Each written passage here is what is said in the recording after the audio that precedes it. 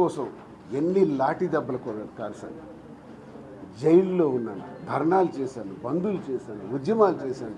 ఇన్ని పడినటువంటి రాజకీయ ఒక స్థాయికి రాగలిగాను.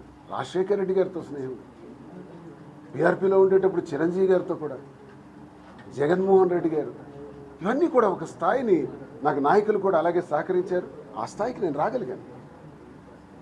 రాగలిగినటువంటి ఈ హోదాని కాదు నాకే ఉండాలి. ఏమంటే మా నాన్న అది నాకు ఉండాలి తప్ప నీకు ఉండటానికి వీలు లేదు అనే ఆర్గ్యుమెంట్స్ మా ఇంట్లో ఎప్పుడూ జరిగింది. ఇప్పుడు కాదు, పెళ్ళైన ఏడాది తర్వాత నుంచే, 94 అయింది, 96 నుంచే స్టార్ట్ అయిపోయింది. నువ్వు యాక్టివ్గా ఉండకూడదు, నేను ఉండాలా, నువ్వు పని చేయి, కానీ నేను పోటీ చేయాలి. ఏంటి విచిత్రం అనుకున్నాను. చిన్న వయసు, ఆ టైంలో నాకు అర్థం కాలేదు. కొన్నాళ్ళకి అర్థమైంది. ఎలా అంటే నేను ఏ రంగంలో అధిగమిస్తుంటే ఆ రంగం నాది కాకూడదు, తనదే కావాలనే ఒక దురుద్దేశం, ఈర్ష్య, అసూయ, ద్వేషం, అహం, వీటితోనే 24 గంటలు నలిగిపోయింది దువ్వాడవాడి. నేను 2001 నుంచి 2010 వరకు ఐకాన్ బ్రౌన్ అనే ఒక గ్రానైట్ కలర్కి ప్రపంచంలో ఒకే ఒక్క దగ్గర ఆ గ్రానైట్ దొరుకుతుంది. అది నా దగ్గరే, భగవంతుడు నాకు ఇచ్చిన అవకాశం. ఆ కలర్ని సప్లై చేయగలిగే ఓనర్గా ఎదిగాను. మంచి బిజినెస్ చేశాను. వరల్డ్ క్లాస్ మార్కెట్లు, వరల్డ్ క్లాస్ కలర్ మార్కెట్ చేశాను. మైన్ వేసినప్పుడు అవసరం రాని సమస్య, మైన్ 2004 కల్లా ప్రపంచ స్థాయికి ఎప్పుడైతే వెళ్ళిందో ఆ మైన్ నా పేరున ఉండాలి, నీ పేరున ఉండకూడదు. మైన్ మార్చి నా పేరున గొడవ. మైన్ ఎలా మార్చేస్తాం? అసలు మైన్ ఎందుకు మార్చాలి? నువ్వు భార్యవి, నేను భర్తని, కుటుంబం, మైన్ ఎందుకు నీ పేరున మార్చాలి? నాకు అర్థం కాల.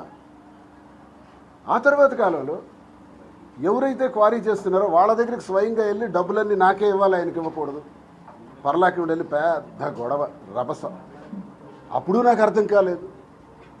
ఇక రాజకీయాల్లో నేను పోటీ చేసే 5 సందర్భాల్లో కూడా 2009లో ఎమ్మెల్యేగా పోటీ చేశాను, 2009 బై ఎలక్షన్ రేవతిపతి గారు మరణించిన తర్వాత చేశాను, 14లో ఎమ్మెల్యేగా చేశాను, 19లో ఎంపీగా చేశాను, 24లో ఎమ్మెల్యేగా చేశాను. ఎన్నిసార్లు కూడా ఆ టికెట్ నీకు కాదు నాకు కావాలి. మా ఇంట్లో ఈ రచ్చ జరిగేది, ఈ గొడవ ఎప్పుడూ జరిగేది. మా కుటుంబానికి దగ్గరగా సన్నిహితంగా ఉండే వాళ్ళకి ఈ విషయాలన్నీ తెలుసు. ప్రతి సందర్భంలో కూడా ఆర్గ్యుమెంట్స్. ఈ ఆర్గ్యుమెంట్స్ చిలికి చిలికి చిలికి చిలికి గాలివాన్లా మారి ఆఖరికి నా పుట్టిన బిడ్డలు ఐందిని నవీన ఎంత ప్రేమగా చూసాను. అల్లారు ముద్దుగా ఈ గుండె మీద పెట్టి పోషించి పెంచాను, ఎంతో అద్భుతంగా పెంచాను. పెంచిన పిల్లలకి నేను ఒక సినిమా చూశాను, చిరంజీవి గారిని. భోంచేస్తున్నప్పుడు విషం వేస్తారు, చుక్క విషం. పెరిగి పెరిగి పెరిగి పెద్ద అయినప్పటికీ ఆయన శరీరం అంతా నాగుపాము విషంతో నిండిపోతుంది. నా పిల్లలకి మీ నాన్న ఇలాంటోడు, మీ నాన్న మంచోడు కాడు, మీ నాన్నకు రాజకీయ వారసత్వం లేదు, రాజకీయ వారసత్వం నాది, డబ్బు నాది, 100,000 ఎకరాలు నావి, నా కుటుంబ నేపథ్యం ఇది, మీ నాన్న ఒక మిడిల్ క్లాస్ వాడు, మీ నాన్నకి ఏమీ లేదు, మీ నాన్నకి మా వల్లన్నీ వచ్చాయి. అహంకారపూరితమైన మాటలు వాళ్ళ బుర్రల్లోకి ఎక్కించి ఎక్కించి ఎక్కించి ఆఖరికి నా పిల్లలు ఇద్దరు నాపైనే ప్రశ్నించే స్థితికి, మాట్లాడే స్థితికి, ఎదురొడ్డి నిలబడి నన్ను అడిగే స్థితికి ఇది భూమి మీద ఎక్కడా లేదు. ఈ విశ్వంలో, ఈ ప్రపంచంలో భార్యాభర్తలంటే, కుటుంబ వ్యవస్థలంటే ఇలాగే ఉంటే ఏ కుటుంబం కూడా ఈ భూమి మీద నిలబడదు. ప్రతి కుటుంబంలో గొడవలు వస్తాయి. గొడవలు వచ్చేటప్పుడు 4 వాల్స్ మధ్య మాట్లాడుకోవటం, 4 వాల్స్ మధ్య డిస్కస్ చేసి ఆ సమస్యకి పరిష్కార మార్గం చూసుకోవటం, అన్ని కుటుంబాల్లో ఇదే జరుగుతుంది.